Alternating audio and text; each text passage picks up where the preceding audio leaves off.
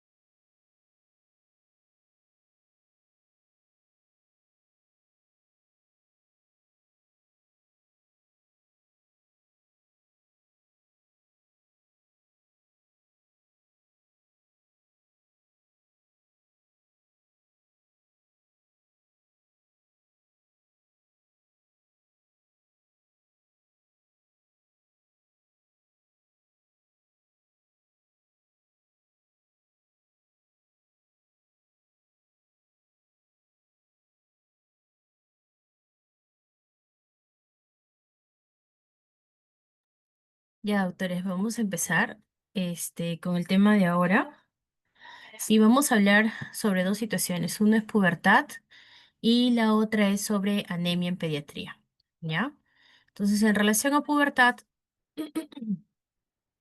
tenemos que recordar, ¿no? que la pubertad viene del latín pubere, que significa pubis, ¿no? Ya vamos a ver, vamos a empezar a ver las características físicas, los cambios físicos que se van a dar en los niños, ¿sí? Y hay que recordar que va a ser un proceso biológico que se va a dar básicamente con el desarrollo de los caracteres sexuales secundarios.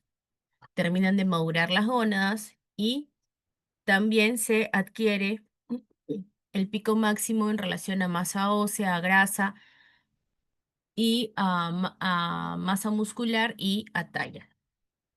Entonces, si nosotros hablamos de pubertad, va a ser el inicio de la adolescencia en la que va a aparecer la telarquía entre los 8 y los 13 años y el aumento del tamaño de los testículos entre los 9 y los 14 años en los niños.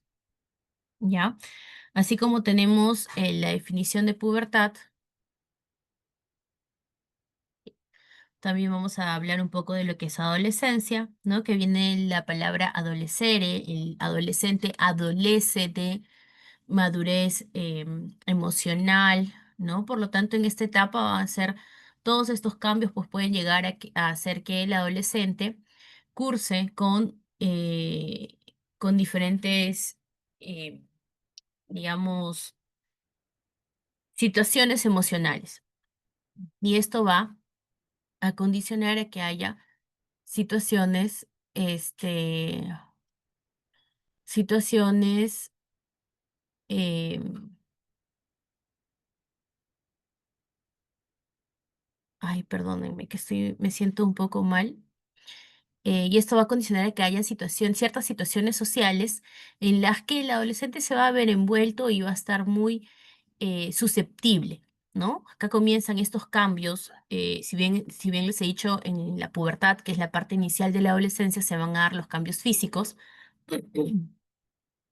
En todo este proceso, en todo este tiempo, lo que va a haber, estos cambios físicos van a condicionar también cambios psicológicos. El adolescente ya se empieza a validar dentro de su grupo, ¿no? Comienzan las comparaciones, los cambios físicos en por qué él creció más, el que es más pequeñito o el más flaco es al que le hacen más bullying, ¿no? Y acá ya viene ahora, conforme ha ido pasando el tiempo, el tema del bullying en esta etapa, porque es una serie de cambios y de situaciones emocionales y psicológicas que al hacerlo tan susceptible, el adolescente realmente no sabe cómo manejar las situaciones, ¿no? Y a esta edad, pues, estar diciéndole a mamá, ¿sabes qué? Me pasó esto, o estar comentando en casa las situaciones que pasan en el colegio, ¿no? O en el bachiller, en donde se encuentra el adolescente, como que no es la primera opción. Y finalmente vemos pues cómo ha aumentado el número de alumnos, o perdón, de adolescentes, ¿no? Que terminan cometiendo suicidio porque no saben cómo sobrellevar las situaciones y no saben cómo sobrellevar el abuso que se puede dar dentro de la escuela, ¿no? Entonces, es debido a todos estos cambios suelen ser muy intensos, ¿no? Entre las chicas, incluso ver quién es la chica que tiene mejor cuerpo, ¿no? Hace poco, o hace unos días nada más, estaba conversando con mi nana, con Gladys, y ella me comentaba que un familiar, ¿no? de una de sus cuñadas le había puesto, debido a que su hija le había comentado que la fastidiaba mucho en el colegio, había decidido colocarle mamas y implantes glúteos a la hija, ¿no? La chica recién tiene 18 años, si fue lo que mal no recuerdo, y es una chica joven, ¿no? Y miren, la mamá en el afán de que a su hija no le hagan o no le afecten más, terminó haciendo eso, ¿no? Cuando en realidad, pues, simplemente es poder manejar un poco el tema de la autoestima y El tema de la autoestima en los niños desde el inicio, ¿no? A veces pasa que nosotros sin querer decimos, no, mi gordita, mi gordito, pero desde ahí, desde ese momento, tan solo el hecho de haberle dicho mi gordita, ya está condicionando que ese niño o esa niña se tilde de que efectivamente está gordo.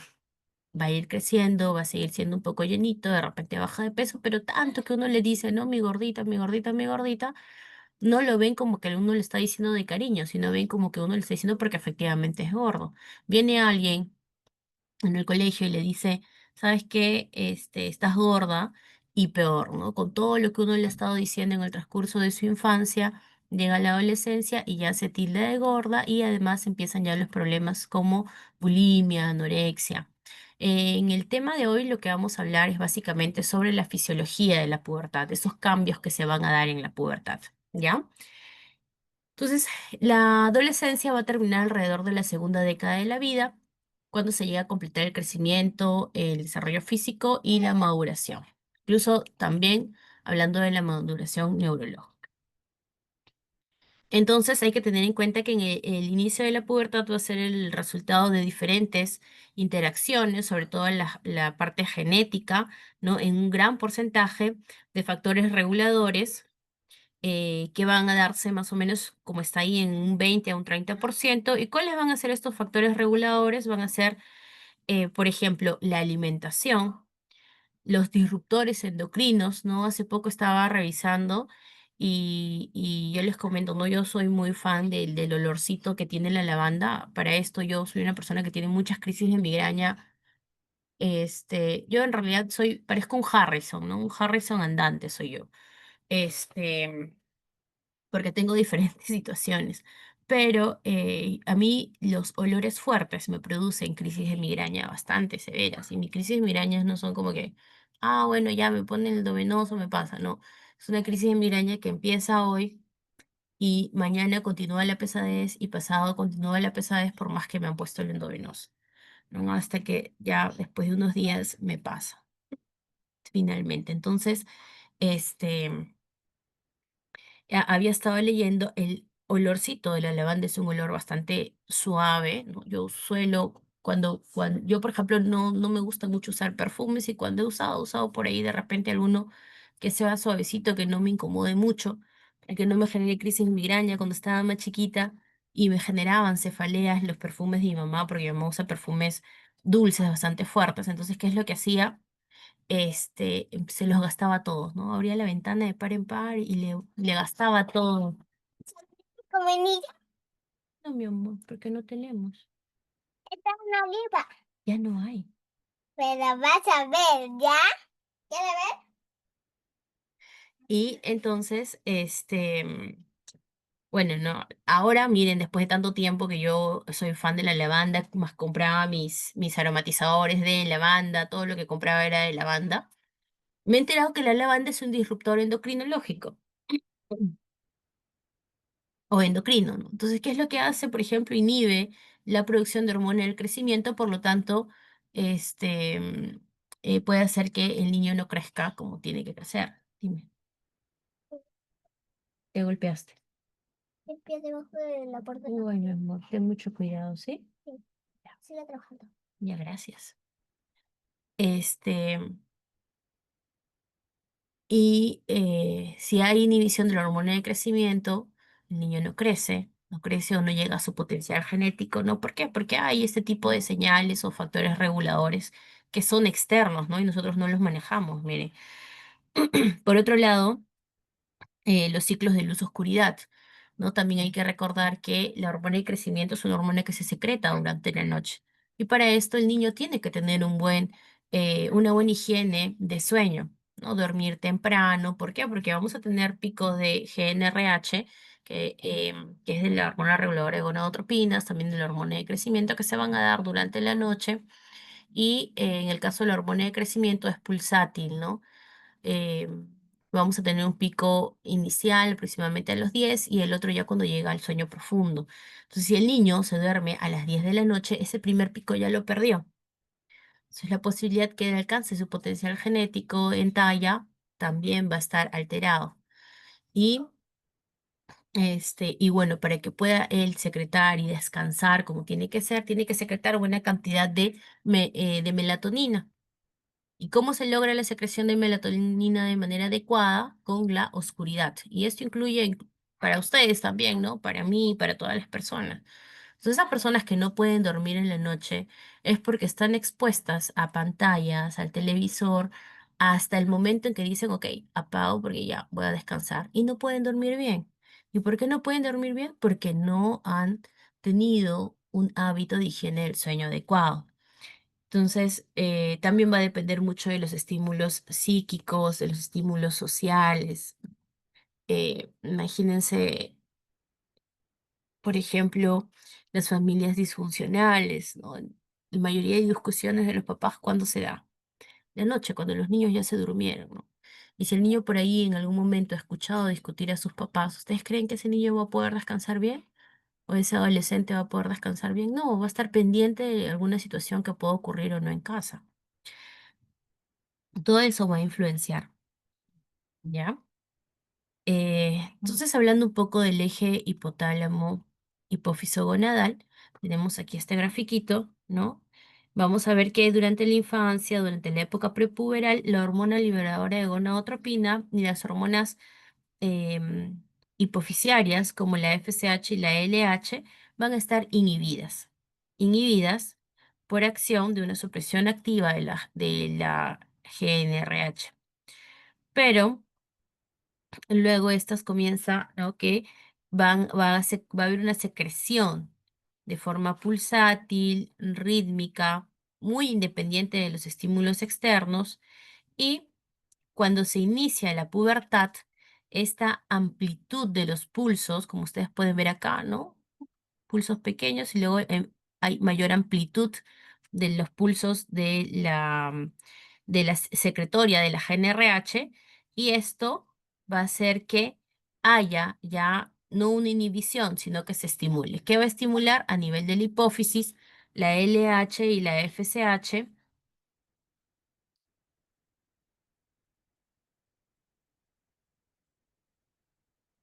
Y estos a su vez van a estimular a nivel gonadal ya las hormonas, ¿no? Testosterona, androstenediona y la FSH ayuda permite la secreción de la aromatasa que convierte la testosterona en estradiol, ¿no? Ahora estas hormonas van a tener un efecto positivo para que continúe la secreción de la GnRH. Va a haber factores ambientales, el glutamato, la serotonina que van a tener un efecto positivo en la GnRH. Un, un, un elemento inhibitorio va a ser GABA,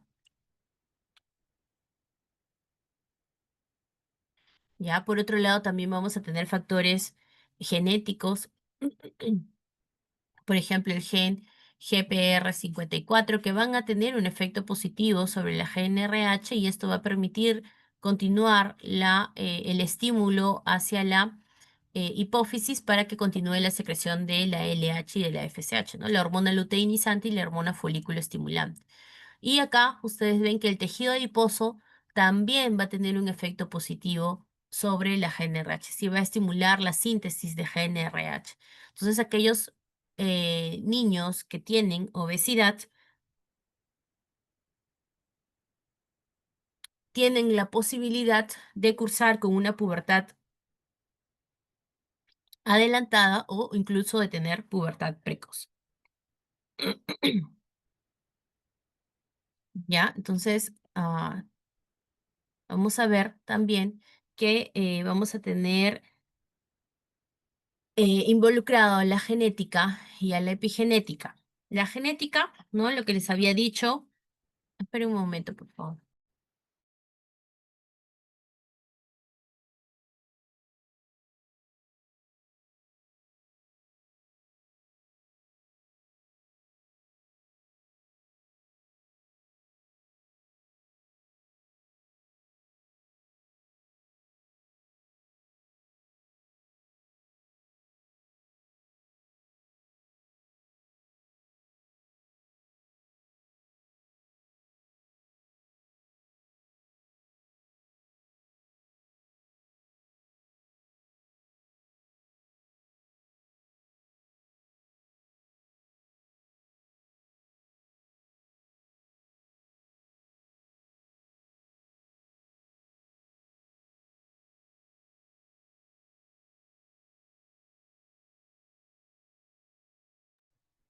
Bueno, les decía, ¿no? Que en relación a la genética se ha visto que durante el inicio de la pubertad va a haber a nivel del núcleo arcuato del hipotálamo una red de genes que van a regular estos ciclos a este nivel.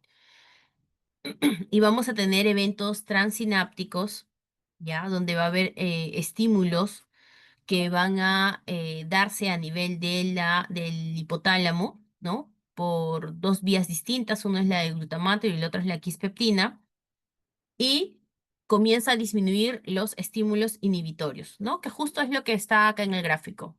A ver, vamos a retroceder. ¿Qué es lo que está acá en el gráfico, ¿no? ¿Cuáles son los estímulos inhibitorios, los que en la pubertad, el inicio de la pubertad normal disminuye? Va a ser el GABA, ¿no? Las neuronas GABAérgicas, las neuronas productoras de sustancias opioides y las neuronas productoras de péptido relacionado con el RF-amide. Oye, ¿hasta dónde me pasé? Ya listo. Entonces, pero dentro de estas, las más importantes va a ser las neuronas, la inhibición por parte de las neuronas GABAérgicas, ¿ya? Y por otro lado tenemos la epigenética, ¿no? Donde van a haber factores externos que van a modificar la expresión de los genes y que van a influir en el momento del inicio de la pubertad. ¿Cuáles son estos factores externos? La nutrición, que yo les he hablado y lo vamos a ver dentro de las diapositivas, ¿no?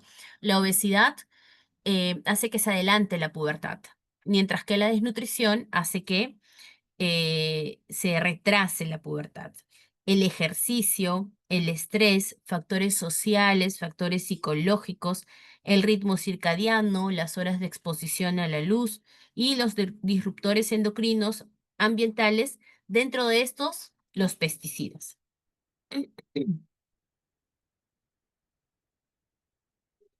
Entonces, cuando nosotros vemos este cuadro, vamos a ver que la testosterona y el estradiol van a ser los encargados o los responsables de poder desarrollar los caracteres sexuales secundarios y estos van a ejercer el control, como les digo nuevamente, a nivel central, ¿ya? Luego vamos a tener, a ver por aquí, ¿no? Nuevamente el cuadrito.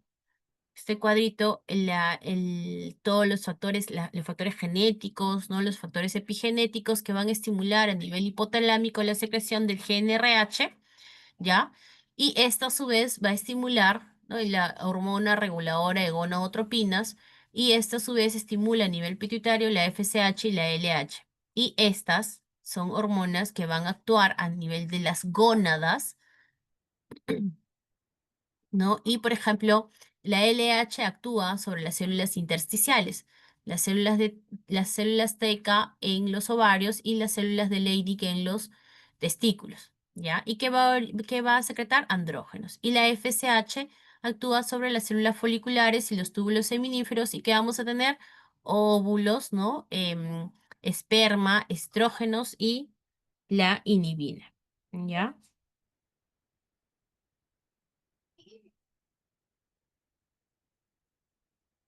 Entonces, cuando ocurra la pubertad, nosotros vamos a ver que este eje se va a activar, va a dar un aumento en la producción de la hormona liberadora de gonadotropinas, ¿no? Este estimula la hipófisis, como les había dicho, y estos efectos se va a producir antes en las mujeres que en los varones. Acuérdense que habíamos dicho en la parte inicial que la edad de inicio en las mujeres es a partir de los 8 años y la pubertad en los varones es 9 años, ¿no? Luego vamos a ver que también va a haber una relación entre la pubertad, la nutrición y la masa ósea, ¿ya? En relación a lo que es la nutrición, vamos a ver que va a haber una relación muy estrecha entre el metabolismo y la reproducción. Entonces van a haber ciertas señales que van a informar del estado nutricional del organismo al cerebro. Y esto hace que la obesidad, como les había mencionado, se relacione con el adelanto de la pubertad y la desnutrición con el retraso de este. Por otro lado, también se ha estudiado aquellas neonatos mujeres, ¿no? Que han nacido pequeñas para la edad gestacional, ¿no? Y acuérdense, por ejemplo, que estos pacientes, en el transcurso de la vida, cuando hemos hablado de la parte neonatal, la familia, ¿no? La mamá se involucra mucho en querer hacer que gane el peso rápidamente, que crezca, ¿no? Que recupere en talla, que recupere en peso. Y esto hace que estén mucho más expuestas también a que tengan cierto grado de sobrepeso, de obesidad o que incluso puedan estar más expuestas a presentar adrenarquias prematuras y quizás pubertad precoz. ¿Ya? Solo por el hecho de haber nacido PEG, ¿no? Porque a veces uno dice, no, tiene que recuperar el peso, tiene que entrar ya a su curva de crecimiento como un niño que ha nacido con buen peso, un niño a término en relación a la talla, el peso, el perímetro cefálico. Entonces uno se desespera tanto porque gane el peso, ¿no? Porque gane la talla y no nos damos cuenta que a largo plazo podemos condicionar que este niño tenga pubertad precoz o tenga alteraciones en relación a la pubertad, ¿ya? Por otro lado, también en relación a la masa ósea, ¿no? La mineralización ósea va a estar determinada. ¿Por qué? Por la interacción de factores genéticos, ambientales y hormonales. Entonces, cada persona tiene su potencial genético, ¿sí? Y este potencial genético se alcanza siempre y cuando los factores ambientales asociados a la actividad física, asociados a la nutrición, estén todos a la par. Y a su vez también va a estar relacionado a que tenga un aporte de calcio óptimo, ¿no? No vas a esperar que un niño gane su talla o su potencial genético o que tenga un crecimiento, una mineralización ósea si es que el paciente no está bien nutrido, si es que el paciente no recibe aporte suficiente de calcio, ¿no? De vitamina D. Entonces, o de repente que no haga actividad física. ¿Ya? Acuérdense también que, por ejemplo, los niños, ¿no? ¿Quién sintetiza mayor cantidad de vitamina D? La exposición al sol. Ahora nosotros, en la actualidad, nos tenemos que cuidar del sol porque nosotros mismos hemos destruido, ¿no? La capa de ozono, hay mayor radiación. Entonces, em, tenemos que utilizar bloqueador. Y el bloqueador obviamente va a bloquear la exposición de la piel del niño al sol, generando pues que no haya mucha síntesis de vitamina D. Entonces imagínense todos los ciclos que se pueden ir dando, ¿no? Entonces, en los niños sanos, ¿no? La masa ósea va a ir aumentando durante la infancia y tiene un máximo durante la adolescencia precoz, es decir, durante la pubertad y también durante la parte de la adolescencia intermedia, pero luego ya terminando la adolescencia, este crecimiento de masa ósea se va a englentecer. Ahora, como les había dicho, ¿no? Nosotros necesitamos tener adecuada nutrición, necesitamos tener un aporte adecuado de vitaminas, en este caso la vitamina D, el calcio, el fósforo, que permiten este crecimiento de masa ósea. ¿Para qué? Para que a la larga, para que se pueda lograr el pico máximo de masa ósea y además a la larga se pueda prevenir la osteoporosis y la osteopenia, ¿ya? Luego tenemos el crecimiento y desarrollo puberal. En relación al crecimiento y al desarrollo puberal, vamos acá a ver los cambios físicos. ¿Qué cambios físicos se van a dar? Vamos a ver que va a haber aceleración y desaceleración del crecimiento, ¿no? Recordar que durante las etapas iniciales de la vida, los menores de un año tienen un crecimiento acelerado. Luego, esta se enlentece, ¿no? Continúan con el crecimiento, pero ya no es tan rápido. Y el segundo pico de crecimiento acelerado se va a dar durante la pubertad. Y luego esta nuevamente desacelera, ¿no? Luego también vamos a tener los cambios en la composición del cuerpo. ¿Qué cambios vamos a encontrar? Y también desarrollo de los órganos y sistemas como asociados a la maduración sexual, ¿no? El crecimiento de los caracteres sexuales secundarios o la aparición de estos, los órganos reproductores y las gónadas. Entonces, ¿qué vamos a ver nosotros? nosotros vamos a ver que el aumento del peso se va a dar durante esta etapa y las chicas comienzan a acumular mayor grasa que los chicos. En cambio, los varones, ¿no? Comienzan a tener mayor crecimiento óseo y muscular. Al final, entre ambos cuerpos, el varón va a tener un crecimiento de cuerpo más magro, ¿no? Más en relación a la masa muscular, a diferencia de las chicas que acumulan grasas en las caderas, ¿no? Acuérdense que el crecimiento de las mamas también está rodeado de grasa, ¿ya? Y finalmente, pues, ¿qué es lo que se va a lograr? Que en la edad adulta el hombre tenga un porcentaje de grasa entre 2 y 16% y las mujeres entre 18 y 22%, ¿no? Estas van a tener mayor acúmulo de grasa, ¿ya? ¿Qué más? Vamos a ver que va a haber aumento de diferentes órganos. Crece el corazón, los pulmones, el hígado, el vaso, los riñones. En las mujeres, la pelvis se ensancha y en los varones lo que va a haber es un ensanchamiento de los hombros, va a aumentar la fosfatasa alcalina. También va a haber un aumento de los glóbulos rojos, que lo vamos a ver ahora cuando tratemos el tema de anemia, y de la hemoglobina. Si bien es cierto, cuando nosotros veamos anemia, vamos a ver que en las etapas iniciales no hay diferenciación entre la hemoglobina en el varón y en la mujer. Una vez que se llega a la pubertad, comienza a darse esta diferenciación. ¿Por qué?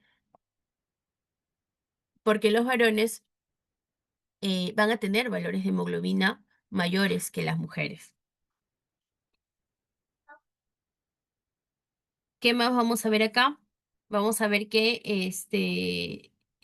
el cerebro continúa su maduración, ¿no? De forma intermitente desde la parte posterior hasta la parte anterior. En la parte anterior que tenemos la corteza prefrontal.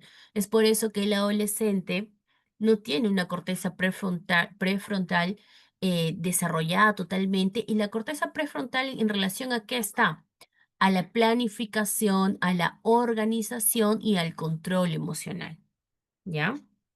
Entonces, miren, esta maduración no se llega a dar hasta los 25, 30 años, ¿no? Por eso que cuando a veces nosotros decimos, oye, la mujer tiene 30 años y es un poco más madura que los varones, ¿no? Miren, hasta los 30 años recién llegan a completar su maduración. Ahora, ¿cómo se completa esta maduración? Va a haber un crecimiento rápido neuronal de la glía, nuevas conexiones sinápticas, va a haber poda sináptica también, va a haber también mielinización que se va a dar y va a hacer que se facilite y que la transmisión neuronal se dé de forma mucho más rápida. Entonces, finalmente, miren en el adolescente, ¿no? Que les estaba justo diciendo en la parte inicial que va a estar muy relacionado a lo que es las emociones, ¿no? La susceptibilidad al qué dirán, a lo que ellos mismos piensan, a lo que los demás piensan de ellos. Ellos, el adolescente, ¿qué es lo que busca? Busca recompensa. Si hace algo, que lo recompense, ¿no? Que se den cuenta que ha hecho algo positivo.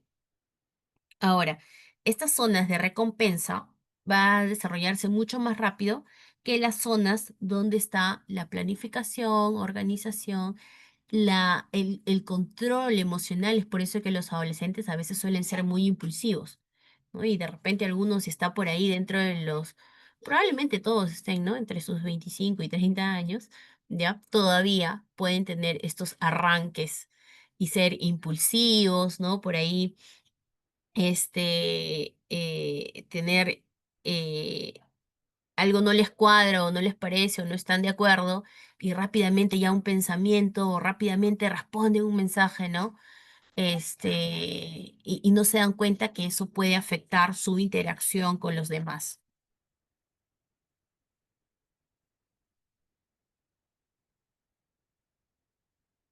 Entonces aquí vamos a ver un poco de las secuencias de eventos que se dan en las niñas, ¿no? Vamos a ver que más o menos la pubertad se va a desarrollar en un tiempo de 4 años. Entonces, ¿qué es lo primero que se va a dar? ¿Cuáles van a ser los cambios em, que se van a dar en relación a esta etapa?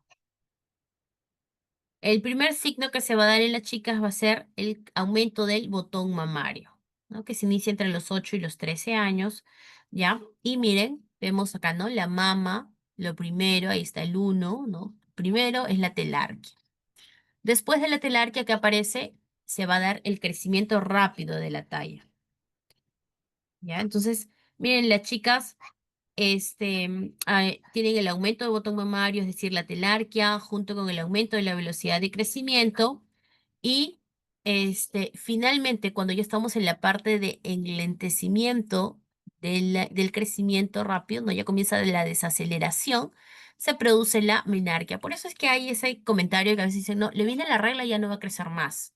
Pero es que también ya, ¿no? Fisiológicamente va a estar en la parte de enlentecimiento del crecimiento. Eso no quiere decir que no va a crecer, puede seguir creciendo. Pero ¿qué pasa cuando vienen las reglas a muchas niñas? Cuando le viene la regla a la niña, de repente puede tener síndrome de dismenorreico, ¿no? Pueden tener sangrados abundantes, de repente no le explicaron cómo era la situación, no la comprende, ¿no? El hecho de tener que usar algo que antes no ha usado, las toallas higiénicas, o de repente por ahí le enseñaron a usar los tampones que son eh, menos incómodos, ¿no? De repente a la niña le resulta incómodo estarse colocando algo. Entonces todo eso va a condicionar a que de repente disminuya su actividad física. Y dentro de las primeras diapositivas nosotros hemos estado viendo que la actividad física es importante para poder tener un crecimiento óptimo, ¿ya? Eso es lo que ocurre en relación a las mujeres, ¿no? Primero telarquia, crecimiento rápido y luego la menarquia. En cambio, en los varones, la pubertad suele ser más tardía, ¿no? Y es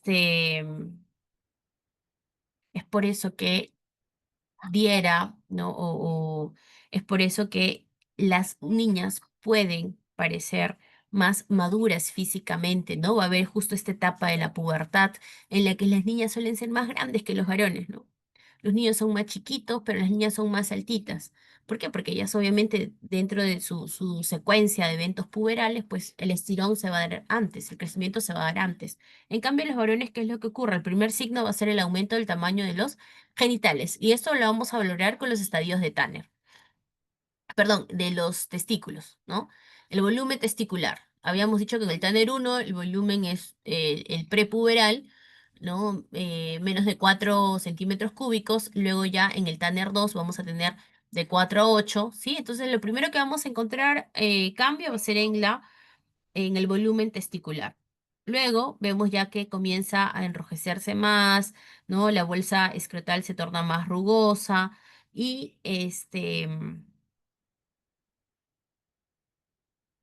y luego vamos a ver que se da el tamaño de los genitales, que también lo hemos visto en el Tanner, ¿no?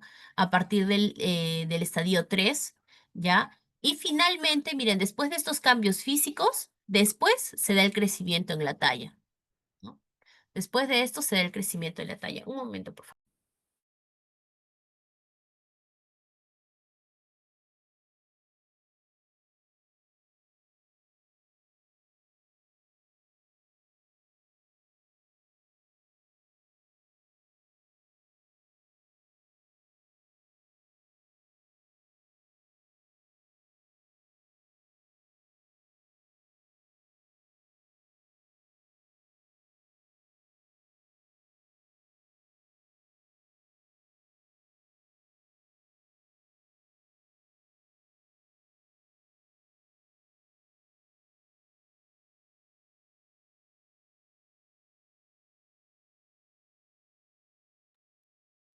Entonces, miren, en los varones el crecimiento se va a dar en la parte final, ¿no? Es por eso que los chicos crecen después. Ahora, no todos igual van a crecer de manera proporcional, ¿no? No es que todos los varoncitos crezcan rápidamente.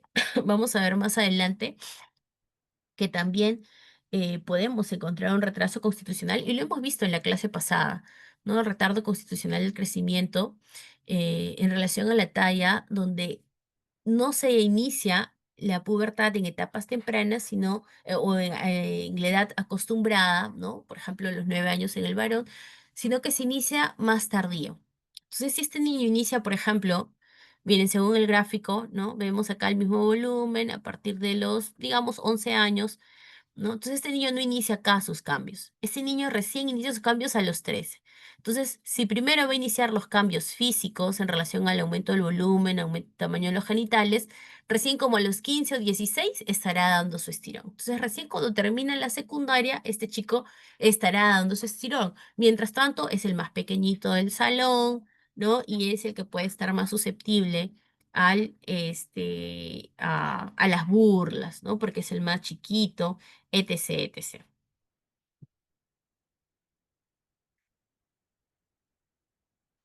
Entonces, nuevamente hablando del Tanner, les estaba comentando, ¿no? Grado uno, etapa prepuberal, en relación a las mamas.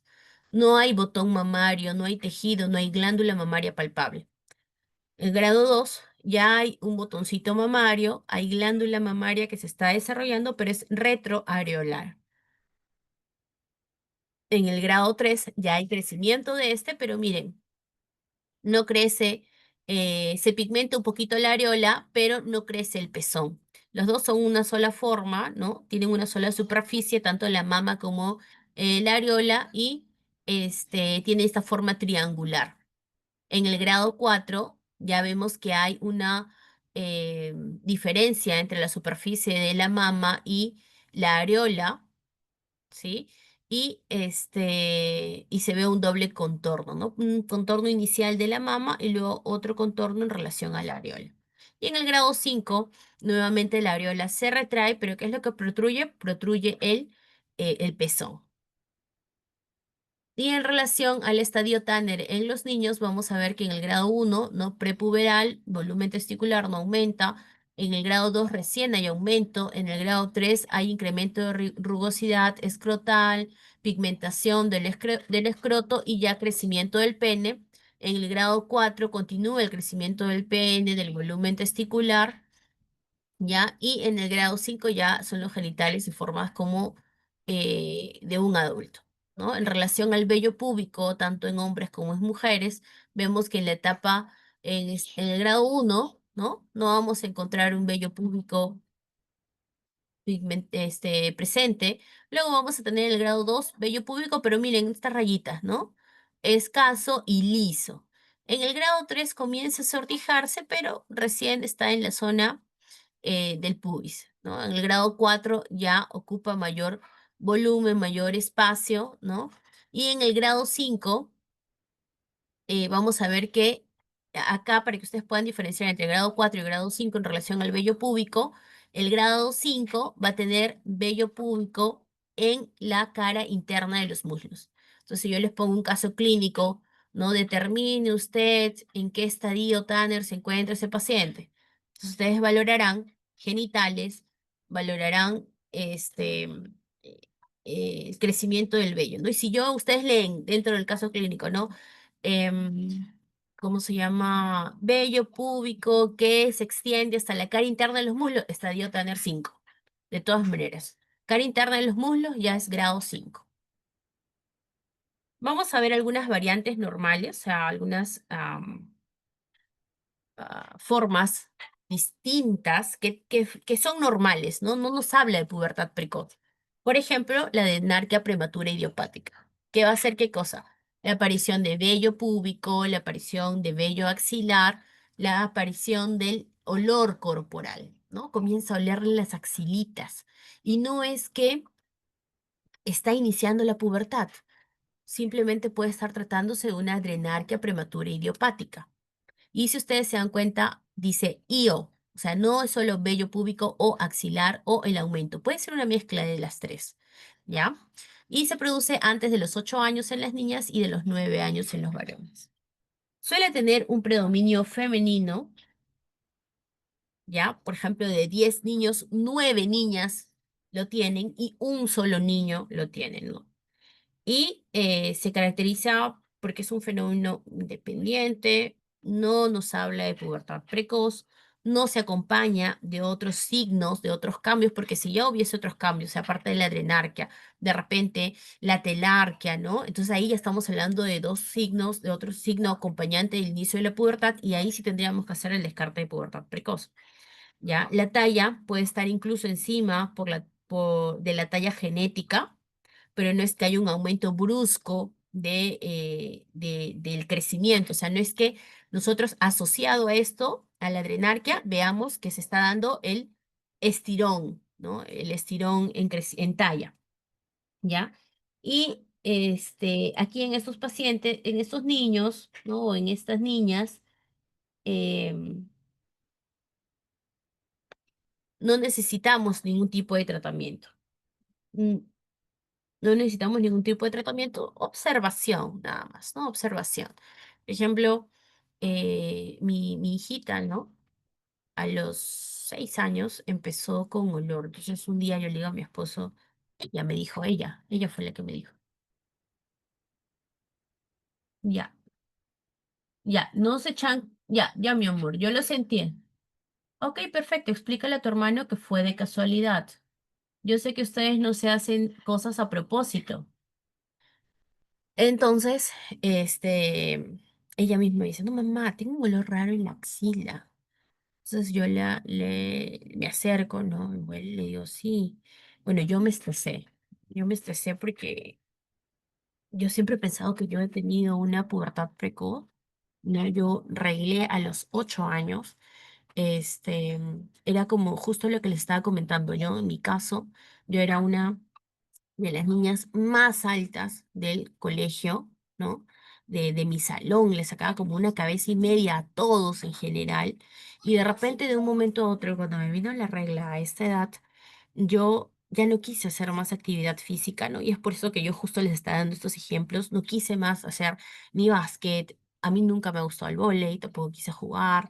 Y bueno, para mis tiempos, ¿no? No sé si es que existirían estas toallas invisibles, pero en mis tiempos mi mamá utilizaba las toallas de la época de la pera, ¿no? Esas gordas, gruesas, largas, ¿no? Entonces para mí fue un suplicio el tema de la regla. Para empezar, que fue muy impactante para mí, porque, ¿cómo se llama? Fue como que un día yo desperté y mi cama era un charco, ¿no? Entonces le digo a mi mamá, yo me asusté obviamente, y mi mamá me llevó inmediatamente al baño, pero nunca o sea, en todo ese momento, yo no recuerdo que ella me haya explicado qué es lo que estaba pasando. Simplemente me dijo, ya hija, te ha venido a hablar. Mi mamá es, bueno, aparte que no es una persona muy emocional ni muy empática, ¿no? Ella es muy práctica en su pensamiento y piensa que todo el mundo va a entender a la primera.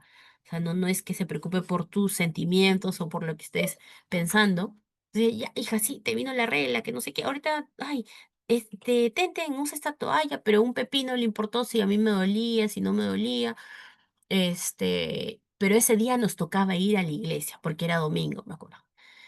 Y me llevó a la iglesia a toda costa. Yo no quería, yo le lloraba y le decía, mamá, por favor, me siento mal, me duele mi barriga.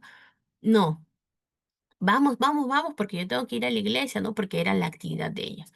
Entonces me llevó a la iglesia. Yo con una cara de verdad, pero estaba, ¿no? Con el disconfort y todo. Y mi mamá, o sea, ustedes no se imaginan, ¿no?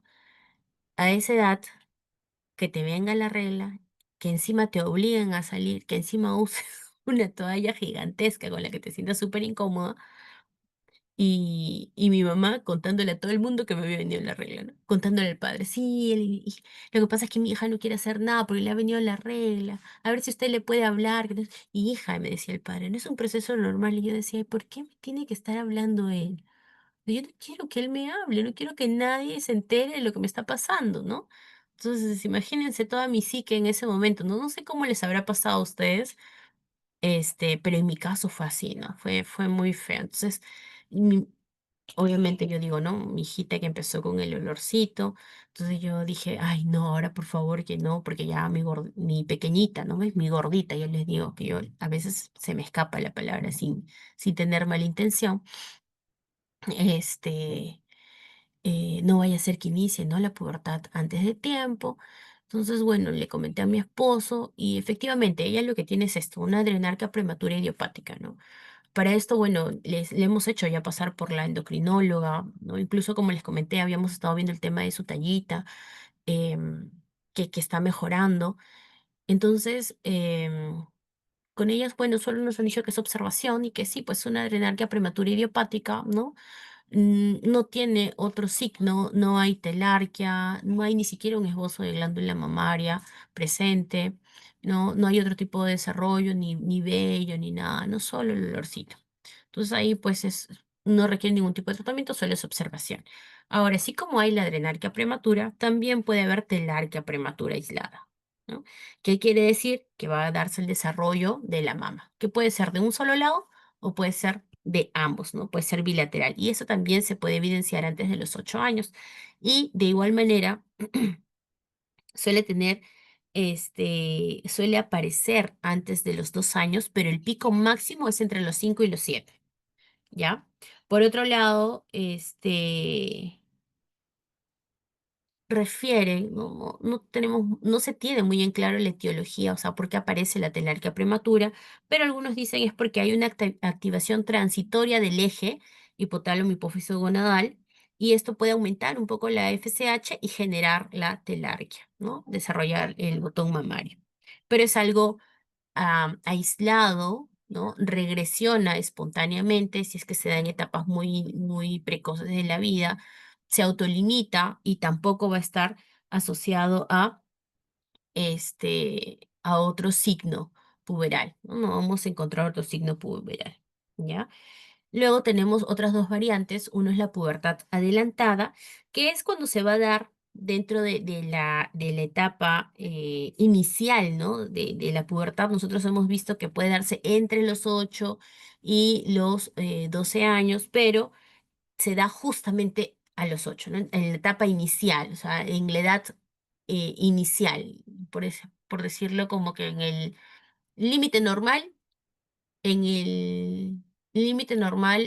inicial, ¿no? Que es entre los 8 y los 9 años y entre los 9 y los 10 años en los varoncitos. ¿Ya? Entonces acá que vamos a ver puede estar relacionado a ciertas situaciones. Uno, a la aceleración constitucional del crecimiento. Van a ser niños que tienen los antecedentes familiares de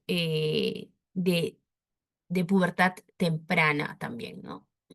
No es pubertad precoz, porque están dentro de la edad, pero esta es en el inicio, ¿no? En las edades iniciales, ¿ya? Y bueno, estos pacientes tienen percentiles altos, ¿no? Percentiles en el límite superior, por encima de su talla genética, hay adelanto de la maduración ósea, de la velocidad del crecimiento, y también al final suelen alcanzar su talla acorde a su talla genética, ¿no? Por otro lado, también la obesidad, que yo les he dicho, ya en las niñas hay mayor riesgo de adelanto puberal, ¿no? Porque sobre todo aquellas niñas que engordan a partir de los 6 años.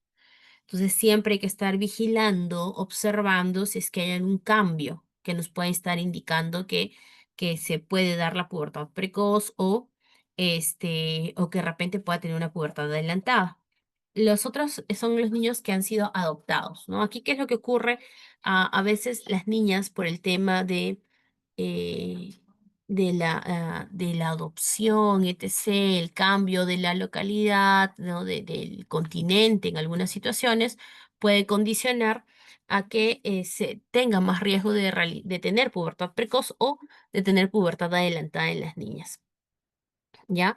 Y finalmente, pues el antecedente de pequeño para la edad gestacional, ¿no? Y en estos casos a los niños se les tiene que hacer evaluaciones y revisiones periódicas, ¿no? Observar siempre para poder manejar bien, porque el PEG no tan solo va a tener riesgo de pubertad precoz o pubertad adelantada, sino también de obesidad en la etapa adulta, hipertensión, dislipidemia y diabetes. Entonces, esa intención de nosotros, ¿no? Como papás, de querer hacer que el niño PEG gane rápidamente el peso, puede condicionar alteraciones a lo largo de su vida, ¿no? En el adulto, las enfermedades no transmisibles y durante su infancia, adolescencia, pubertad, ¿no? La etapa inicial, condicionar una pubertad adelantada o precoz, ¿ya? En estos casos, pues no va a requerir ningún tratamiento porque está dentro de las edades que corresponden, pero, ¿cómo se llama? Eh, Está dentro de las edades iniciales, ¿no? Es dentro del rango, no hay ninguna alteración, no está por fuera, no es menor, no hay ninguna otra alteración con ese niño. Está dentro de la edad, sino que se adelantó, pues, ¿no? Fue en la etapa inicial, ¿ya? Y el último es la variante el retraso constitucional de crecimiento, y aquí donde se evidencia en las niñas no hay telarquía, recién se da a partir de los 13 años, y en los varoncitos no se objetiva o no se evidencia el aumento del volumen testicular hasta que cumple los 13 o, perdón, los 14 años de edad, ¿ya?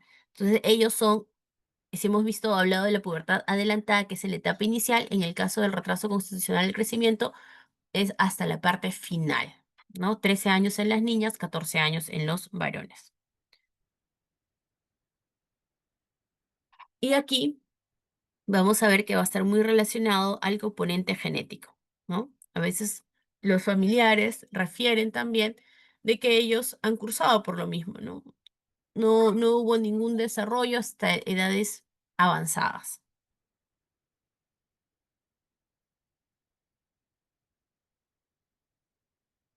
Creo que con esto terminamos. Sí, esta parte inicial. ¿Tienen alguna pregunta en relación a este tema? Almendra me preguntó si es que iba a tomarles algún pasito ahora. Bueno, no, pues no, ¿qué pasito virtual?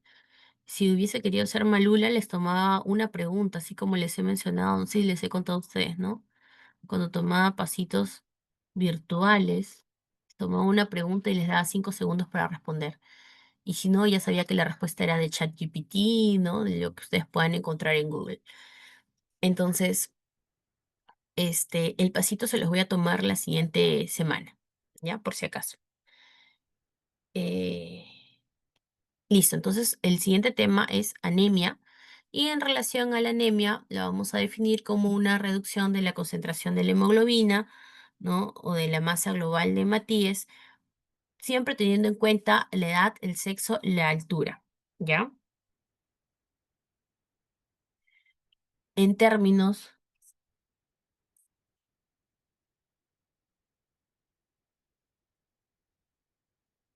en términos,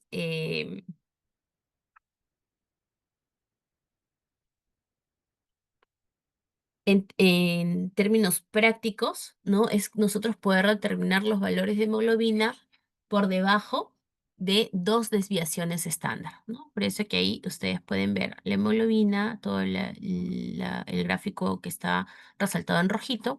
Y otra cosa importante que nosotros podemos ver aquí es que, miren, vamos a tener valores altos en la etapa inicial, ¿no? En la etapa de neonato, miren estos valores altos. A partir del mes comienza a bajar hasta los 6 meses. Miren estos valores para determinar anemia: 10, 9 y 9,5, ¿no? Entre los 2 y los 6 años se mantiene entre 10,5 y 11,5, ¿no? Esa es la -2 desviaciones estándar, el punto de corte. Y ya una vez que empieza los 12 añitos, ¿no? O la pubertad, vemos que se diferencia entre varones y mujeres. Y acá es donde se va a dar este, la diferenciación, ¿no? Va a ser mayor en los varones que en las mujeres, ¿ya? Luego también vamos a ver diferencias, ¿no? Yo les he dicho que está en relación a la edad, en relación al sexo. En relación al sexo, como les he dicho, no se va a hacer evidente hasta que llegue a la etapa de la pubertad. ¿Por qué? Porque la testosterona hace que incremente la masa eritrocitaria. ¿Y quién tiene más testosterona? Los varones. Es por eso que aquí recién comienza a darse esa diferenciación. En relación a la raza, ¿no? Se ha visto también que la raza negra va a tener menos volumen eritrocitario, en un valor de hemoglobina menor, que los de raza blanca o los de raza asiática, teniendo en cuenta que todos están dentro del mismo nivel económico, ¿no? O socioeconómico, ¿ya? Esto puede diferenciar o variar si es que son de diferente nivel. Y lo otro es en relación a ver, al nivel del mar, ¿no? Lo otro es en relación al nivel del mar. ¿Por qué? porque el estímulo para que se pueda dar la hematopoiesis va a ser la hipoxia. Entonces, a mayor nivel, ¿no? O a a nivel metros, ¿no? Sobre el nivel del mar, vamos a encontrar más hipoxia y eso pues hace que los valores de hemoglobina se incrementen, ¿ya? Aquí les había puesto, ¿no? Esta es la última resolución ministerial en relación a la anemia. Ustedes pueden ver ahí los puntos de corte. De igual manera acá también, esta es la, la del MINSA del año pasado. Puntos de corte en relación a prematuros, a término, niños lactantes, ¿ya? Y en adolescentes, ahí ya, ¿no? Mujeres, varones, según la edad, no gestantes y luego ya en las gestantes de acuerdo al trimestre. Otro punto que vamos a hablar es sobre la eritropoiesis. En la eritropoiesis, ¿qué es lo que vamos a ver? La eritropoiesis fetal va a iniciar desde las 4 semanas, 3 semanas de edad gestacional, de gestación. Entonces, ¿dónde lo vamos a ver primero? En el saco vitelino, ¿no? Ese va a ser nuestro primer órgano hematopoyético. Posteriormente, luego vamos a tener al hígado como principal órgano hematopoyético. Ahí ustedes ven, uno, saco vitelino, dos, hígado, ¿no? El hígado y el vaso en menor cantidad. Principal va a ser el hígado, miren, como órgano hematopoyético. Y esta va a continuar hasta aproximadamente 2 semanas después del nacimiento. Pero también vamos a encontrar que la médula ósea, a partir del cuarto mes de la gestación aproximadamente, ya la médula ósea se suma a esta hematopoiesis y comienza a elevarse hasta sobrepasar como órgano hematopoyético principal al hígado y finalmente este, va a ser el órgano principal de hematopoiesis al momento del nacimiento, ¿ya? Entonces, la formación de estos hematíes necesitan ¿qué cosa? Aminoácidos, hierro, vitaminas y otros oligoelementos. Por otro lado, este cuadro también nos ayuda a determinar, mientras más prematuro es el paciente, ¿qué va a pasar? Eh, menor posibilidad de poder regular, ¿no? La eritropoiesis, de regular la cantidad o la formación de hematíes, porque va a tener menos nutrientes, de repente estamos frente a una mamá anémica, ¿no? No ha tenido los oligoelementos necesarios, es prematuro, no tiene los depósitos, mayor riesgo de cursar con anemia.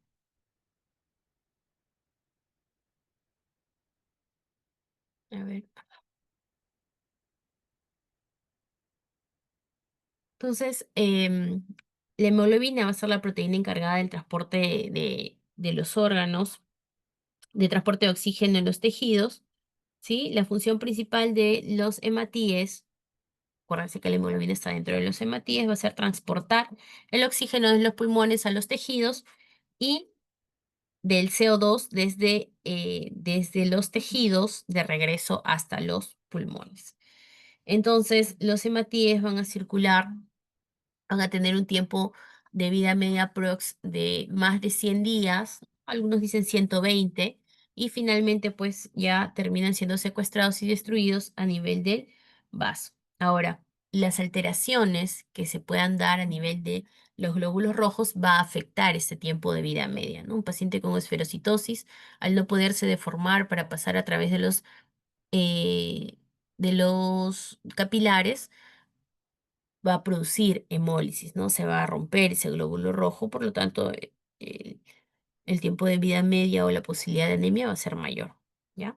Cuando vamos a decir que el paciente tiene anemia, cuando este, va a haber desbalances entre estos procesos, tanto porque hay un déficit en la producción a nivel de la médula ósea o como porque hay exceso de destrucción, como el ejemplo que les estoy dando, o porque hay pérdida de hematíes, por ejemplo, en el caso de sangrado. ¿Cómo vamos a clasificar nosotros a la anemia? La vamos a clasificar según criterios fisiopatológicos o morfológicos. Fisiopatológicos va a estar en relación, así es una anemia, esperen un momento por favor.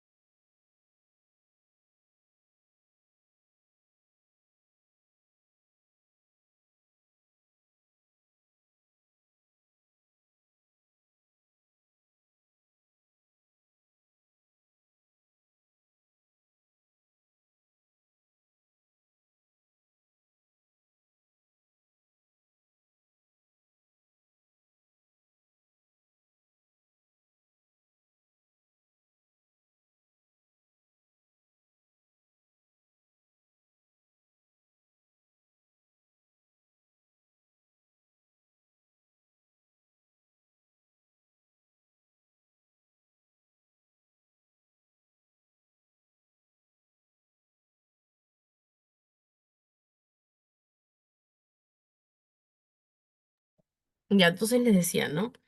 En relación a la clasificación fisiopatológica, vamos a tener dos situaciones. O es una anemia regenerativa, en donde vamos a ver que la respuesta de los reticulocitos es alto, ¿ya? ¿Cuándo vamos a encontrar esto? ¿En qué situación? Lo hemos visto en Neo, ¿no? Cuando hemos tenido procesos de hemólisis activo, ¿cómo están los reticulocitos? Elevados. Esa es una anemia regenerativa. Las anemias hemolíticas, ¿ya? Y las anemias por hemorragia. Y las arregenerativas o no regenerativas van a ser aquellas en las que los niveles de reticulocitos van a estar bajas. ¿Por qué? Porque hay una mm, poca activación de la médula o porque no hay activación en esta. Entonces aquí es donde vamos a encontrar la mayor cantidad de anemias crónicas. Por ejemplo, la deficiencia de hierro va a ser una anemia no regenerativa, ¿ya? Em, los procesos infecciosos, los procesos aquellos que tengan enfermedades sistémicas, por ejemplo, lupus, artritis reumatoidea, o los pacientes que tienen insuficiencia renal.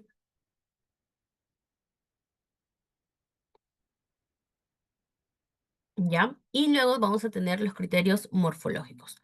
Cuando nosotros clasificamos a la anemia, vamos a clasificarla según estos dos criterios. Por eso que en este cuadro ustedes están viendo la morfología, ¿no?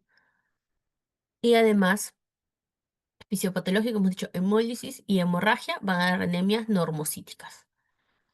Y las anemias ferropénicas, talasémicas, enfermedad crónica, microcíticas, ¿no? Estas son las arregenerativas, estas son las regenerativas y estas también son arregenerativas, ¿ya?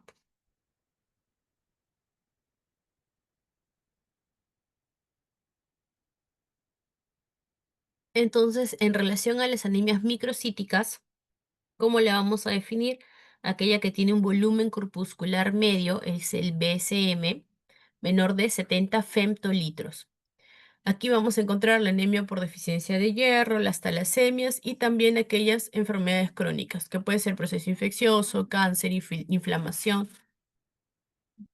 afectación renal. Luego tenemos las anemias macrocíticas, y en las macrocíticas vamos a ver que el volumen corpuscular medio va a estar por encima de 100 femtolitros. Y aquí tenemos las anemias megaloblásticas, ¿no? Eh, Puede ser por ácido fólico o por vitamina B12 y también secundaria a hipotiroidismo. Y luego tenemos la anemia normocítica, que es característico a una hemorragia aguda, ¿no? Si hay un proceso hemorrágico, no va a haber una alteración de la estructura o del color del glóbulo rojo. El glóbulo rojo va a continuar con sus mismas características, pero va a haber una disminución brusca del volumen de este. ¿Por qué? Por la hemorragia. Lo mismo ocurre en la hemólisis, ¿no? Va a haber algo que produzca hemólisis, entonces, ¿qué va a ocurrir? No va a haber una alteración en la característica. No se va a poner, a hacer un glóbulo rojo más pálido, como en caso de la anemia microcítica hipocrómica, ¿no? Sino que las características del glóbulo rojo van a seguir siendo las mismas. Pero debido a la hemólisis va a haber una disminución de la cantidad.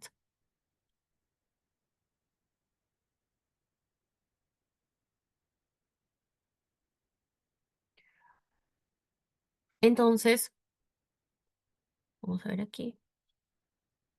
¿Cómo podemos nosotros llegar a hacer el diagnóstico del paciente con anemia? Tenemos que basarnos en tres cosas, ¿no? La historia clínica, la exploración física y los exámenes complementarios. Entonces, en relación a la historia clínica, nosotros tenemos que ver edad, sexo, ¿no? Como hemos visto en las características iniciales, ¿ya? También ver, ¿no? Antecedentes familiares, si ha habido exposición a fármacos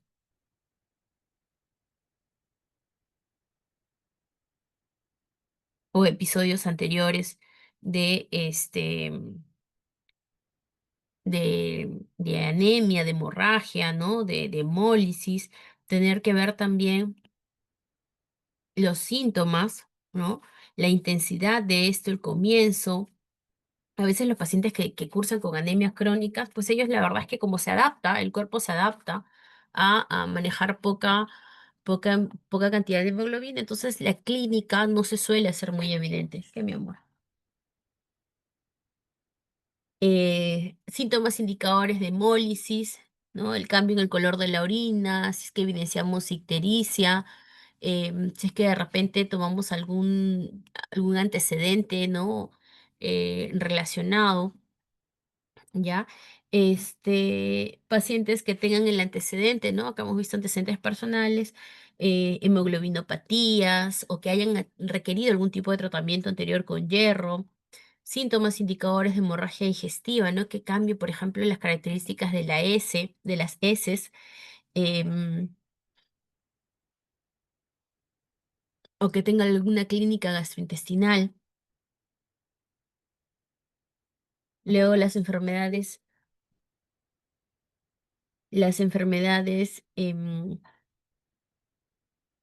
previas, ¿no? De repente algún proceso infeccioso, algún proceso inflamatorio que haya hecho pues que no se dé o que haya habido una, eh, hipoactividad a nivel de la médula ósea, ¿ya? Exposición a otros fármacos, ¿no? Sobre todo los tóxicos, em, que pueden ser, ¿no? Productos con plomo o dentro de los fármacos, antibióticos, antiinflamatorios.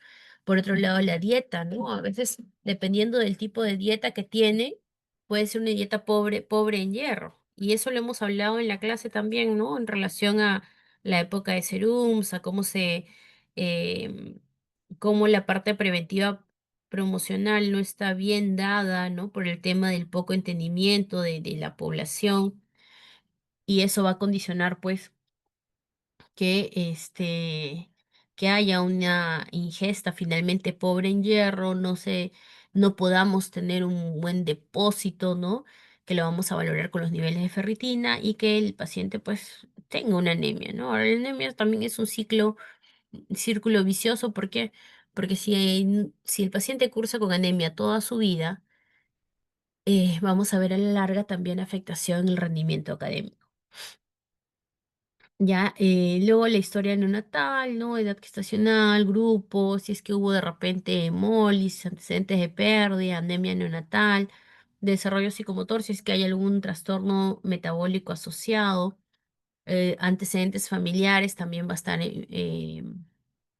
dentro de ello, ¿no? En relación a la clínica, a la exploración física, al examen físico, hay que ver, ¿no? La piel, los ojos, la boca, la facie, si es que hay una palidez en conjuntivas, en las palmas de las manos, en los lechos unguiales, que suelen ser datos específicos, pero muy poco sensibles. También puede evidenciarse taquicardia, ictericia, hepatoesplenomegalia, van a ser características más asociadas a hemólisis. También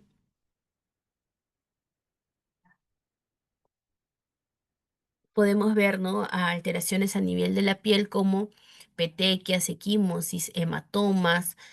A nivel central también vamos a encontrar mareo, cefalea, astenia, síncope, de repente irritabilidad. Esos son, ¿no? Todo a nivel del órgano y qué clínica va a tener el paciente y qué orientación diagnóstica podemos encontrar. ¿Y qué otros estudios complementarios tenemos que realizar? Hemograma, ¿no? Para saber el valor de la hemoglobina, un frotis, porque a veces estamos frente a anemias hemolíticas, nosotros vamos a poder determinar si es que hay esquistocitos. Luego tenemos los parámetros bioquímicos del metabolismo de hierro, ¿no? La sideremia, ferritina, transferrina, el índice de saturación de transferrina. Y como les había dicho, la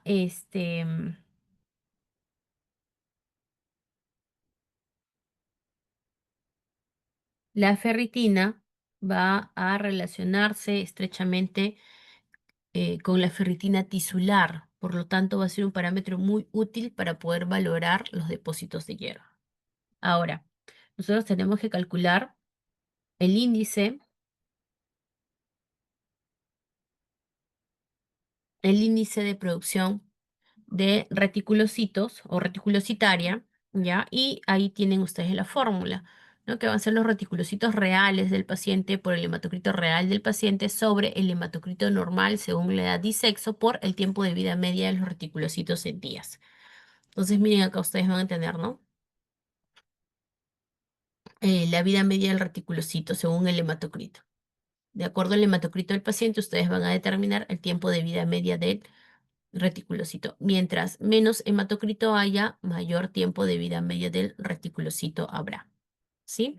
Y nosotros obviamente vamos a ver si es que está entre un valor de 2 y 3, va a estar normal, pero si está por encima o igual de 3, nos va a hablar de una anemia regenerativa, y si está por debajo de un valor de 2, nos va a hablar de una anemia no regenerativa. Ahora, también no tan solo tenemos que ver eh, la hemoglobina, ¿no? Cuando estábamos hablando de los exámenes, les había dicho que teníamos que pedir hemograma. ¿Por qué? Porque puede solo tratarse de una disminución en relación a los glóbulos rojos, o sea, una hipoproducción o una inactivación de la médula ósea en relación a la producción de glóbulos rojos, pero también puede estar asociada a alteración en la producción de leucocitos, ¿no? Y el paciente tener leucopenia o de los o de las plaquetas y tener plaquetopenia. Entonces esto ya nos habla de una hipoplasia a nivel de la médula ósea, podría estar asociada a tóxicos, a fármacos, incluso a deficiencia de B12, de ácido fólico. ¿Ya? Por ejemplo, si nosotros en el hemograma encontramos linfocitosis o encontramos neutrofilia o linfocitos atípicos, podría estar secundario a procesos infecciosos, sobre todo aquellos virales. Y si encontramos nosotros en el hemograma blastos, podría estar asociado a neoplasias, ¿no? Leucemias, linfomas, ¿ya? Y me parece... Ah, listo. Entonces, finalmente vamos a tener el diagnóstico de las anemias sin alteración de las otras líneas, ¿no? Solo es la anemia, no hay otra línea afectada, es decir, no hay leucopenia ni plaquetopenia. Entonces, vemos, ¿qué está pasando aquí? ¿Hay hemólisis? No. Si hay hemólisis, tendremos que hacer el test de Coombs, ¿no? Ver el tema de anemias hemolíticas. Pero si no hay hemólisis, vamos a ver el índice de producción reticulocitaria. Y de acuerdo a esto, veremos, está el volumen corpuscular medio, está disminuido, pensaremos en ferropenias, talasemias, em, anemia por trastornos crónicos, ¿no? Inicialmente. Y está el qué estudios más hay que considerar. Si está normal, puede ser un proceso infeccioso, puede ser una hemorragia aguda, puede ser también aplasia de médula ósea. Y si están elevados, pensaremos sobre todo en déficit de vitamina B12 y ácido fólico. Si está normal, a la cabeza ustedes tienen que pensar de repente es hemólisis o ha habido una hemorragia, ¿no? Entonces, disminuido, piensen en anemia ferropénica, que es lo más frecuente. Normal, em, hemorragia o hemólisis. Y elevado, deficiencia de vitamina B12 y ácido fólico. Y si es que tenemos asociadas otras líneas celulares, es decir, hay asociado leucopenia o asociado plaquetopenia, ya tendremos que pensar, ¿no? Si no hay signos de hemólisis, pensaremos en leucopenia o infiltración, ¿ya? En neoplásica. Si hay asociado hemólisis, pensaremos de repente en un síndrome urémico hemolítico, um, síndrome de Evans, coagulación intravascular diseminada. Si hay asociada anemia con trombocitosis, pensaremos en ferropenia, infección, anemia post-esplenectomía. Y si hay anemia con leucocitosis, proceso infeccioso o una leucemia. Finalmente, en cualquiera de las cuatro situaciones, nosotros haremos el estudio de frotis, revisión de la historia familiar, de fármacos tóxicos, del tipo de dieta. No dosaremos el perfil férrico, la vitamina B12, el ácido fólico, bioquímica para poder ver si es que hay hemólisis activa, DHL, bilirrubina total fraccionada, test de Coombs. Estamos hablando de que en estos casos puede estar secundario a procesos infecciosos, por lo tanto también, y a la cabeza ustedes pensarán en patologías virales, así que tendrán pues o buscarán serología para VIH, parvovirus, citomegalovirus, Epstein-Barr y finalmente el aspirado de médula ósea o la biopsia de esta. ¿Ya? Entonces, así como vamos a manejar la parte inicial de anemia y me parece que esta es la última diapositiva. ¿Tienen alguna pregunta?